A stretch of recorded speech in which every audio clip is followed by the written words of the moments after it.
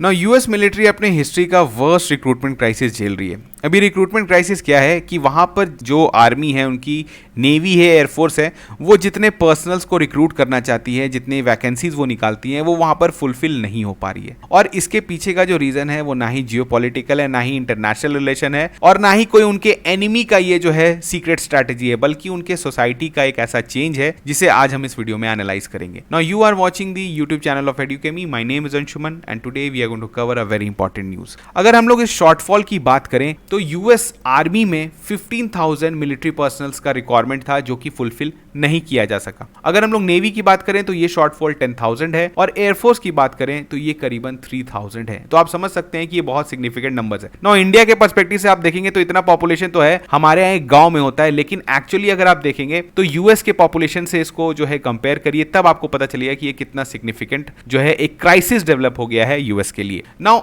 ये ऐसा क्यों हुआ है, तो इसका पीछे का रीजन है जो यूएस की न्यू जनरेशन है वो मिलिट्री में पार्टिसिपेट नहीं करना चाहती है, वो किसी भी तरह के एक्टिविटीज से एसोसिएट नहीं होना चाहती है। जो न्यू जनरेशन है जिसे हम जेनजी बोलते हैं, बेसिकली वैसी पॉपुलेशन जिनका बर्थ जो है वो 1997 या उसके बाद हुआ है, और ये जो जनरेशन है यही मोस्ट एलिजिबल जनरेशन है अभी आर्मी में रिक्रूटमेंट के लिए, यही जो है अभी सर्व कर सकते हैं, लेकिन ये इंटरेस्टेड नहीं है और यूएस के लिए बहुत बड़ा प्रॉब्लम हो चुका है। अब देखिए यूएस जो है वो हमारे, अगर आप देखेंगे बहुत सारे ऐसी कंट्रीज हैं जहां पर आपको कंपलसरी मिलिट्री सर्विसेज देना पड़ता है सारे सिटीजन्स को, जैसे इजराइल है। तो यूएस में भी एक टाइम पे ये कंपलसरी मिलिट्री सर्विसेज थे जिसको हम लोग बोलते हैं ड्राफ्ट सिस्टम। नो, आफ्टर 1973 इसको एबॉलिश कर दिया गया था। उनका मानना था कि हमारे पास इतने एनफ पॉपुलेशन हो गया है कि हम अपने मिलिट्री स्ट्रेंथ को मेंटेन करके रख सकते हैं, लेकिन ओवर द टाइम्स आप बोल सकते हैं 30 इयर्स में जो है काफी चेंजेस देखने को मिला है, और अगेन उनको लगता है कि कुछ ऐसा नियम वापस लाना पड़ेगा क्योंकि सिग्निफिकेंट शॉर्टफॉल्स देखने को मिला है, और ये ऐसा नहीं है, हर साल जो है वो देखा जा रहा है। नाउ आर्मी साइज की बात करें तो यूएस के पास करीबन 1.4 मिलियन स्टैंडिंग आर्मी है, ठीक है, यानी 14 लाख लोग जो हैं इनके आर्मी में हमेशा एक्टिव रहते हैं। अब इनको ये पॉपुलेशन मेंटेन करने के लिए ये भी इनका बेयर मिनिमम है, क्योंकि अभी आपको पता है ये बहुत ज्यादा मिलिट्री एक्सपेंशंस कर रहे हैं, इन्वेस्टमेंट कर रहे हैं, तो इनको ज्यादा जरूरत पड़ेगी, ठीक है, क्योंकि ये ग्लोबल सिक्योरिटी प्रोवाइडर भी हैं। तो उस केस में अगर ये रिटायरमेंट होने लगता है तो इनके पास ये पॉपुलेशन घटता चला जाएगा, क्योंकि अगर नए लोग पार्टिसिपेट नहीं करते हैं। तो अगर हम लोग नेवी की बात करें तो ये बहुत बड़ा नेवी ऑपरेट करते हैं, 7th फ्लीट 4th फ्लीट आप देख रहे हैं जो ग्लोबल सिक्योरिटी प्रोवाइडर है।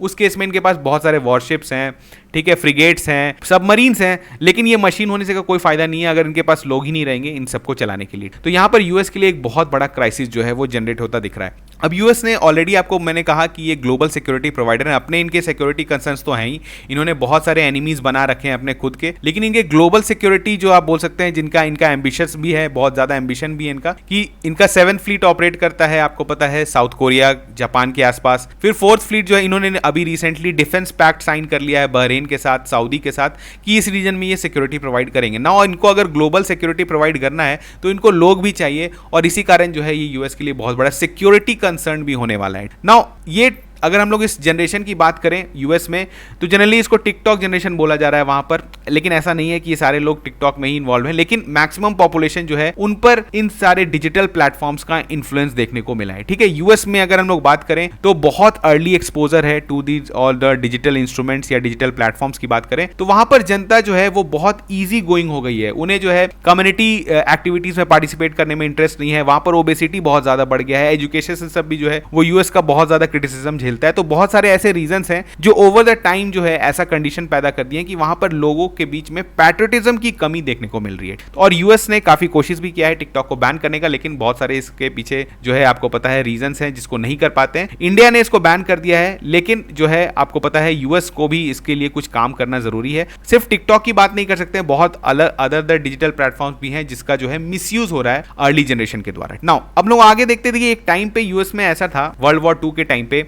खास करके नाजीज के अगेंस्ट जो है यूएस ने बहुत बढ़ चढ़ के वॉर में पार्टिसिपेट किया। वहां पे जनता ने जो है उस टाइम पे कहा जाता है कि वो अपने एजेस को फेक करके, अपने वेट को फेक करके जो है वो आर्मी में रिक्रूटमेंट करवाते थे ताकि वो वॉर में जा सके। तो इस तरह का जो है स्टोरीज हम लोग मूवीज में भी देखते हैं, हॉलीवुड मूवीज में भी देखते हैं। आपने देखा होगा कैप्टन अमेरिका, तो उसमें जो है स्टीव ने अपने वेट को या अपने एज को फेक करके जो है आर्मी में रिक्रूटमेंट करा ली थी। तो आप ये सब देख रहे हैं, ये सब स्टोरीज हैं यूएस में कि यहाँ पर पैट्रियटिज्म की कमी नहीं है। लेकिन रिसेंट टाइम में जो है इस तरह के अगर शॉर्टफॉल्स देखने को मिल रहे हैं तो यूएस के लिए बहुत बड़ा कंसर्न होने वाला है। ठीक है, नाउ पेंटागन ने एक रिसेंटली एक रिसर्च करवाया था, एक सर्वे करवाया था उन्होंने, जिसमें उन्होंने सारे जो है कुछ मिलेनियल्स और कुछ जो आप बोल सकते हैं जेनजी पॉपुलेशन है उनके बीच में एक सर्वे कराया। उन्होंने पूछा कि आप लोग आर्मी के बारे में क्या जानते हैं या आपका आर्मी में कितना इंटरेस्ट है। तो सिर्फ 8% और 9% पॉपुलेशन जो है वो आर्मी के एक्टिविटीज के बारे में जानती थी या फिर आर्मी में किसी तरह से पार्टिसिपेट करना चाहती थी। ठीक है, तो आप समझ रहे हैं कि कितना ही सिग्निफिकेंट लो नंबर है यहाँ पर। उनका मैक्सिमम लोगों का कहना था कि उनका जो पैट्रियोटिज्म का तरीका, ऐसा नहीं है कि वो पैट्रियोटिक नहीं है, लेकिन उनका पैट्रियोटिज्म का जो तरीका है वो चेंज हो चुका है ना। वो जो है अब मॉडर्न ख्यालातों के हैं और आप बोल सकते हैं कि वो इस तरह की चीजों में मतलब आर्मी में पार्टिसिपेट नहीं करके बल्कि सोशल चेंजेस लाना चाहते हैं थ्रू, आप बोल सकते हैं जो इस तरह के एक्टिविटीज होते हैं, सोशल एक्टिविटीज होते हैं, अवेयरनेस क्रिएशन होता है, उसके थ्रू जो है वो अपने कंट्री को बेटर करना चाहते हैं। तो ये बहुत हद तक सही भी है, लेकिन यहां पर एक बैलेंस बनाने का भी बहुत जरूरत है। नाउ अगर हम लोग बात करें, कुछ जनता का यह भी कहना है कि जो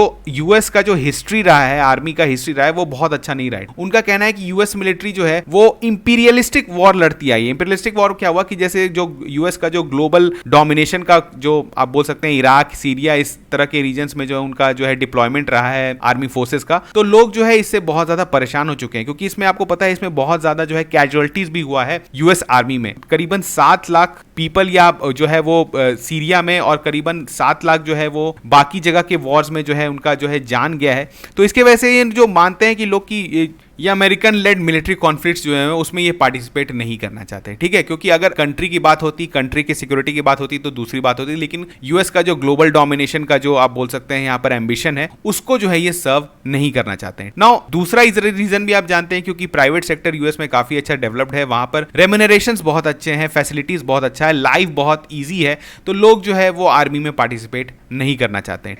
इसके पीछे का कुछ और भी रीजन है जो देखने को मिला है कि यूएस में जो है mental health and physical health का भी जो कंडीशन है वो काफी अच्छा नहीं है। अगर हम लोग बात करें तो यहां पर जो है 75% of Americans aged between 17 to 24 would not be able to join the military. इसके पीछे का रीजन क्या है? हेल्थ प्रॉब्लम है 32%, फिजिकल फिटनेस है 27%, एजुकेशन है 25%, क्रिमिनलिटी है 10%। तो आप यहां पे समझ रहे हैं कि डिफरेंट रीजंस है यूएस का जो कि ऐसा नहीं है कि पिछले 5 साल में डेवलप हुआ है। इनके 30-40 ईयर्स में अगर हमें जाके देखना पड़ेगा, इनके एजुकेशन सिस्टम में जो प्रॉब्लम है, इनके हेल्थ सिस्टम में जो प्रॉब्लम है, उसका जो है ये रिजल्ट रहा है। ठीक है, अब आपको पता है कि आर्मी में अगर आप मेंटली अगर आप फिट नहीं है तो आर्मी में बिल्कुल आप मतलब आपको रिक्रूटमेंट कभी भी नहीं किया जाएगा, और यूएस का जो है यही पॉलिसी रहा है। और इस केस में अगर आप देखेंगे तो वहां पर मेंटल हेल्थ बहुत सारे प्रॉब्लम्स हो रहे हैं। ठीक है, वहां पर आपको पता है बहुत सारे ऐसे केसेस हुए हैं, जैसे आपको पता है स्कूल शूटिंग्स जो है वो वहां पर बहुत फ्रीक्वेंट है। ठीक है, इसके अलावा जो मैक्सिमम जनता है वो ओबीज भी है। ठीक है, क्योंकि वहां पर जंक का बहुत कंजम्पशन होता है।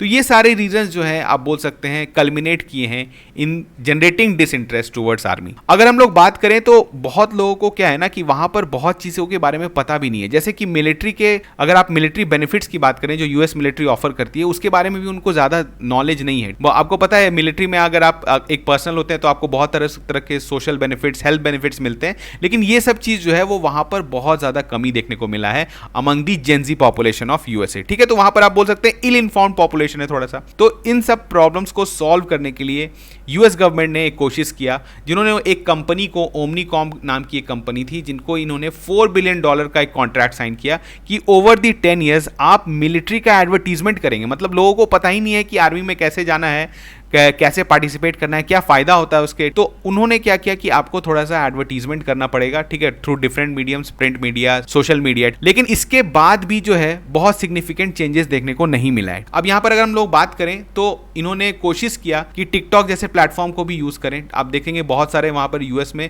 आर्मी इन्फ्लुएंसर्स हैं, ठीक है, ऑन दीज प्लेटफॉर्म्स।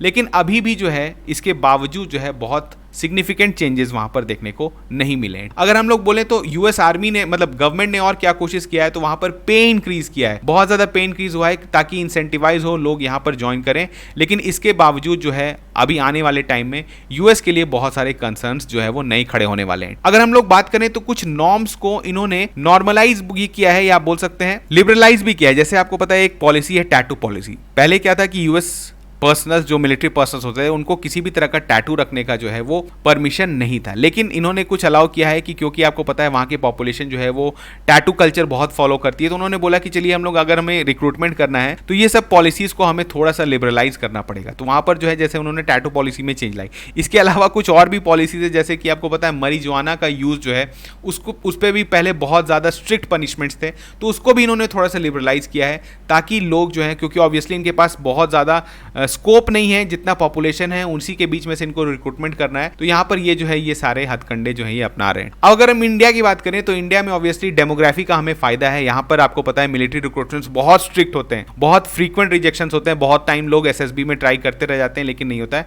तो इंडिया में करेंटली ये प्रॉब्लम नहीं है, हमें रिक्रूटमेंट प्रॉब्लम ये झेलने को नहीं मिलेगा। लेकिन over the time 10 to 20 years में जब हमारी पॉपुलेशन भी ओल्ड हो जाएगी तो उस समय इंडियन आर्मी को भी इस सारे प्रॉब्लम्स को देखते हुए कुछ स्ट्रैटेजी फॉलो करना चाहिए कि एक हेल्दी पॉपुलेशन वे मेंटेन कर पाए और इस तरह का रिक्रूटमेंट क्राइसिस जो है वो इंडिया फ्यूचर में ना झेले। तो हमने इस वीडियो में बहुत ही इंपॉर्टेंट एक छोटा सा आर्टिकल कवर किया, लेकिन आप इस चीज़ को यूज़ कर सकते हैं इन मेंस आंसर राइटिंग। अगर आपको कभी भी आए कुछ मिलिट्री से रिलेटेड रिक्रूटमेंट पर, अगर किसी पॉलिसी पर अगर आपको क्वेश्चन आता है तो यहाँ पर से आप कुछ पॉइंट्स जनरेट कर सकते हैं जिसको आप वहाँ पर यूटिलाइज कर सकते हैं। तो चलिए मिलते हैं नेक्स्ट वीडियो में, तब तक थैंक यू।